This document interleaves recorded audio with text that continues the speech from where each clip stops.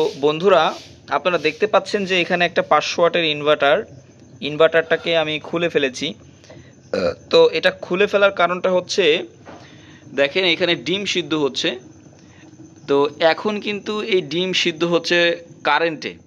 তো আমি কি করেছিলাম, আমার এই ব্যাটারির থেকে এই ইনভার্টার 500 ওয়াটের একটা ইনভার্টার এখানে লাইন দিয়ে আজকে ভাবলাম যে এটা 500 ওয়াট লেখা, অন্তত মিনিমাম 200 ওয়াট তো পাওয়া যাবেই। তো এই ভরসা নিয়ে আমি হচ্ছে এই ছোট্ট জগটায় হচ্ছে ডিম সিদ্ধ দিয়ে এখানে লাইন দিয়েছিলাম। তো এটা কিছুক্ষণের মধ্যেই আর কি, লাইন দেওয়ার কিছুক্ষণ পরেই 2 মিনিটের মধ্যে আর কি এটা প্রচণ্ড গরম হয়, এখনও এটা অনেক গরম আছে। তো এটা গরম হওয়ার পরে এখান থেকে লাইন ছেড়ে দিছে, সব কিছু বন্ধ হয়ে গেছে এবং এর ভেতর থেকে আমি দেখলাম যে এখান থেকে অনেক একটা গন্ধ আসতেছে আর কি, একটা পোড়া পোড়া গন্ধ।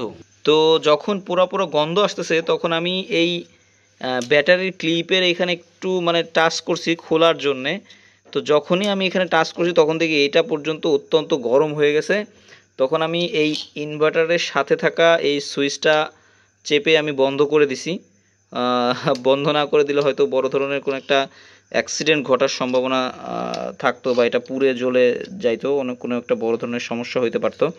তো দেখেন এই ধরনের ইনভার্টার আপনারা যারা 500 ওয়াট লেখা দেখে কিনেন, দেখেন এর সার্কিটের সাইজটা একটু দেখেন। এটা কোনোদিনই 500 ওয়াট আউটপুট কিন্তু দিতে পারবে না আসলে। সর্বোচ্চ 150 ওয়াট দিতে পারে, বা 200 ওয়াট দিলেও এটা থেকে আপনারা বরঞ্চ একটা সিলিং ফ্যান চালাতে পারবেন। তবে ভালো ভালো কিছু আশা আসলে এর থেকে করা যায় না। এবং একটা সিলিং ফ্যান যদি আপনারা কন্টিনিউয়াসলি ব্যবহার করেন, হয়তো বা 2-4 মাসের মধ্যেই এটা নষ্ট হয়ে যাবে, যদি সবসময় কম বেশি ব্যবহার করেন আর কি। তো আপনারা চেষ্টা করবেন এই ধরনের ইনভার্টার 500-1000 ভিএ যে ইনভার্টারগুলো থাকে সেগুলোর মধ্যে কিন্তু এই ধরনেরই সার্কিট থাকে, এর থেকে খুব একটা বেশি ডেভেলপার বা খুব একটা বেশি বড় ধরনের সার্কিট এর মধ্যে কিন্তু থাকে না। তো বন্ধুরা, আপনারা যারা 500 ওয়াট লেখা দেখে বা 1000 ওয়াট লেখা দেখে এই ধরনের ইনভার্টার কিনে থাকেন, আপনারা চেষ্টা করবেন এই সমস্ত জিনিসগুলোকে অ্যাভয়েড করার। এই সমস্ত জিনিসগুলোকে আপনারা চেষ্টা করবেন একটু অ্যাভয়েড করে আপনারা ভালো কোয়ালিটির আইপিএস কেনার চেষ্টা করবেন। কারণ দেখা গেছে যে 1000 ভিএ যেই ইনভার্টারগুলো, ওইগুলো কিন্তু আমাদের বাজারে বিভিন্ন দামে বিক্রি হয়। 2000, 2500, 3000, 3500 এরকম দামেরও কিন্তু ইনভার্টার পাওয়া যায়।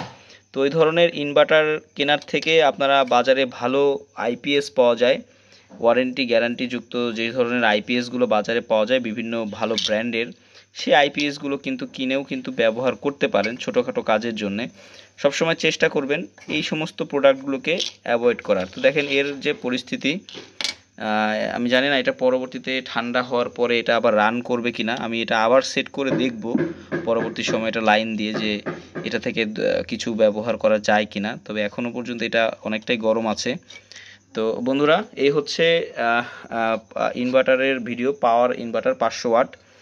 তো আপনারা অনেকেই আমার কাছে চেয়েছিলেন যে ভাই পাওয়ার ইনভার্টারের ভেতরে 500 ওয়াট বা 1000 ওয়াটের ইনভার্টারের ভেতরকার সার্কিটটা কেমন সেটা আমাদেরকে একটু দেখান। তো আজকে সুযোগ হলো, তাই এটা আপনাদেরকে আমি একটু খুলে দেখালাম। তো বন্ধুরা, ভালো থাকবেন, সুস্থ থাকবেন, সকলের সুস্বাস্থ্য কামনা করে আজকের ভিডিওটি এই পর্যন্তই শেষ করছি। ধন্যবাদ।